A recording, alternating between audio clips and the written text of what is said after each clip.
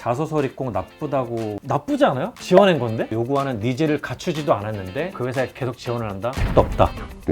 이력서를 마감 기한 전에 간신히 제출했는데 좀 미리미리 하든가. ASJ는 용납할 수 없다. 좀 미리미리 하든가. 학점 개망했다. 어떻게 커버 안 되냐? 왜 공부를 안 했니? 기본을 해라. 3.0 안 넘기면 술만 먹었다는 얘기 아니야? 네. 안녕하십니까. 저는 7년차 헤드헌터로 근무하고 있는 연정훈 이사라고 합니다. 제일 첫 번째 있는 댓글인데 이게 본인이 취준생으로서 딱 하나의 이점을 고를 수 있다면 어떤 거 고르시나요? 스펙 충만 이력서 대 언어의 마술사 면접왕. 이거 어렵다. 이력서 대 면접. 네, 이력서 대 면접인데 사실 이력서는 진짜 이력서일 뿐이고 이제 언어라는 거는 어떤 그 사람이 살아오면서 만들어진 본인의 역량이라고 생각을 하기 때문에, 그리고 어찌됐든 실무에서는 스펙보다는 주로 커뮤니케이션, 말로 이루어지는 경우가 되게 많거든요. 그래서 저희도 이직할 때 디스크리프션 상 밑에 우대상 보면은 커뮤니케이션 스킬 좋으신 분이라고 항상 있습니다. 저기도 있어요. 네, 저는 두 개 중에 하나를 고른다고 하면은 언어의 마술사 면접왕, 이게 좀 더 이점이 많을 것 같아요. 기업 입장에서 내가 다 이끌어간다, 리더십 충만. 리더십을 안 좋아하는 회사가 있을까요? 좋아하나요? 네, 다 좋아하죠. 예. 대기업은 안 좋아하지 않나요? 왜 안 좋아해요? 리더십 있는 사람들을? 부품이 되라 이런. 좋아해요? 너는 회사의 부속 부품이 되어라. 우리가 시키는 것만 하고 뭐 아무것도 하지 마. 네가 알아서 할 생각하지 마. 이거 되게 좋은 것 같아요, 어감이. 수정적인 것보다는 능동적인 것이 저는 더 좋다고 생각을 하거든요. 그래서 내가 다 이끌어간다, 내가 네 멱살을 잡아 끌어서 캐리를 할 거다, 이런 뜻이 아니라 좀 본인이 능동적으로 일을 찾아서 하는 그런 뉘앙스로 생각을 해주시면 될 것 같아요. 한 회사에서 계속 떨어져도 쭉 지원하면 절실함 안 알아봐 줍니다. 안 알아봤어요. 네, 이거는 확실해요. 안 돼요. 네. 왜냐면은 그 분 자체가 이 회사에서 원하는 니즈를 갖고 있지 않기 때문에, 저는 뭐 가진 게 없지만 정말 이 회사 입사만 시켜주시면은 저는 이 절실함을 바탕으로 어떤 일을 다 해낼 자신이 있습니다, 이런 거는 좀 안 통한다고 봐요. 근데 본인이 뭐 다른 회사에서 이런 뭐 직무적인 어떤 역량을 키운 다음에, 아니면은 혼자서 독학을 한 다음에 어느 정도 포트폴리오를 쌓아서 다시 지원을 하면은 받아줄 수도 있겠죠. 그거는 상황마다 너무 달라요. 전제 조건이 이건 것 같아요.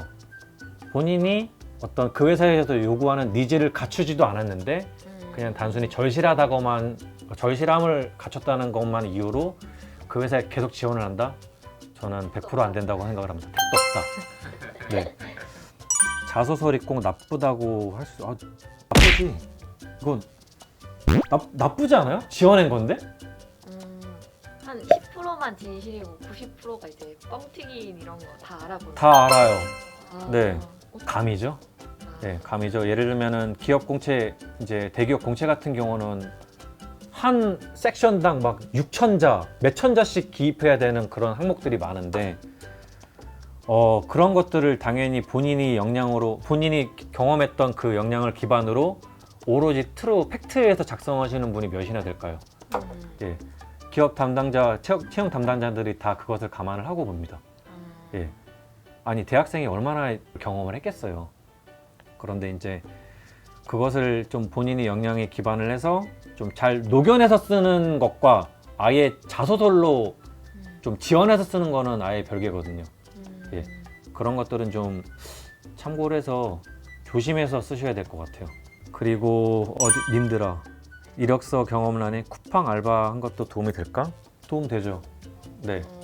영상 PD로 예를 들어 볼게요.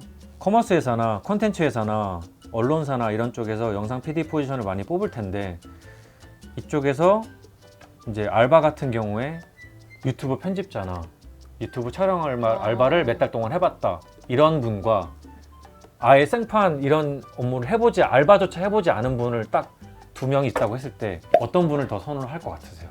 조금이라도 경험이 네. 있는 분을. 조금이라도 알바라도 해본 분을 더 눈길이 가겠죠. 예.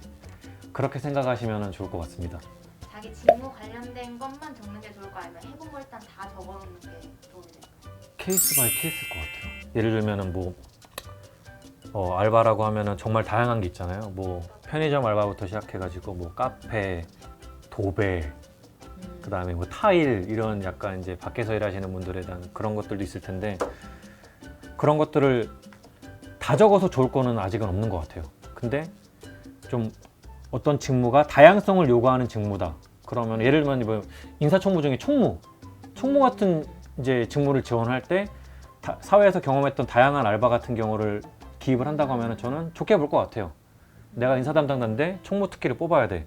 근데 이분 뭐 이런 알바도 해고 저런 알바도 해고 이런 알바도 해봤다?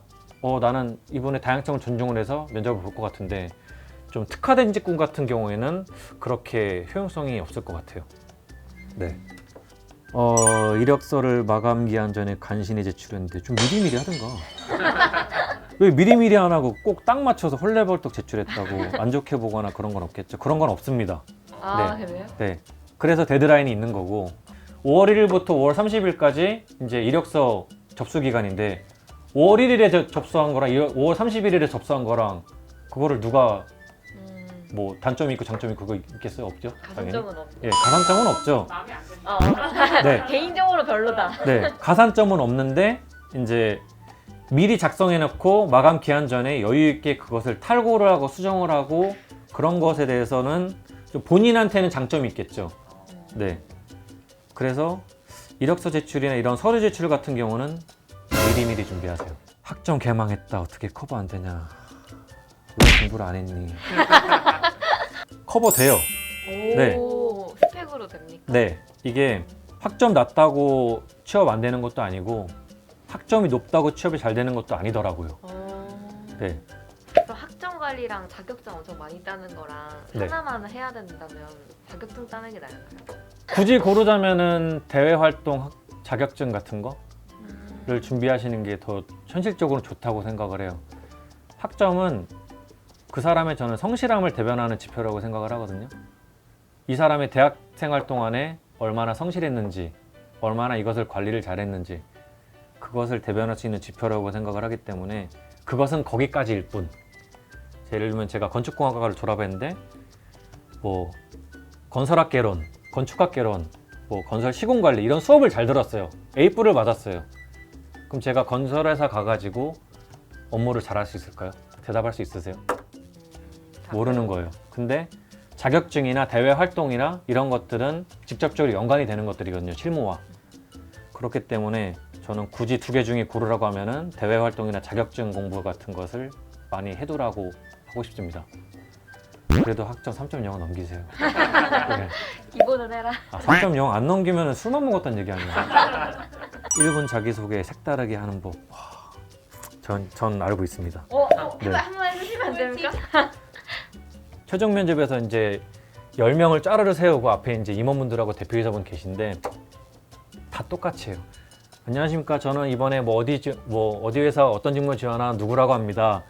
저는 이러이러한 강점이 있고 이런데 저쪽 끝에 한 분이 이 시대를 위해서 태어난 타고난 일꾼. 딱 이러면서 자기만의 어떤 캐치프레이즈 딱 말하는 거예요.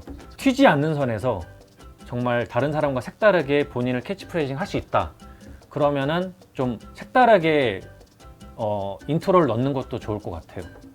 면접 때 염소 바이브레이션 많이 봤죠. 네. 안녕하세요. 네. 많이 봤죠. 저는 좀 냉정하게 말씀드려서 떨려한다는 거는 저는 준비가 다른 사람보다 덜 됐다고 생각을 해요. 너무 떨려해서 어버버대고 염소 바이브레이션 하면은 자칫 자신감이 없는 사람으로 비춰질 수가 있어요. 좀 많이 감점된다기보다는 되게 안 좋은 요소로 좀 적용이 될 것 같아요. 면접 합격 징조라는 것이 진짜 있는 건가요? 저도 알고 싶어요. 이거 저 좀 알려주세요. 이거 합격 징조? 제 케이스를 좀 설명을 드릴게요. 제가 이제 대학원 졸업하고 최종 면접을 2개를 갔어요. 하나는 국내 최고 이제 건설회사, 하나는 국내 최고 조선회사. 저는 건축공학과를 졸업을 해서 건설회사를 더 가고 싶어 했어요. 따라서 저는 건설회사를 준비를 더 많이 했지 조선회사를 준비를 거의 못했어요. 면접 준비를. 건설회사 면접 정말 잘 봤어요. 진짜 거기서 나온 모든 질문 다 제가 미리 좀 준비를 해서 거기에 따른 질문 답변 리스트도 싹 다 외워가지고 준비를 했고 답변을 잘했고 거기 회사 임원분들도 고개 끄덕이시면서 막 서로 이렇게 막 보시고 이랬는데 결과적으로는 떨어졌고요. 와. 네. 떨어졌어요. 떨어졌어요.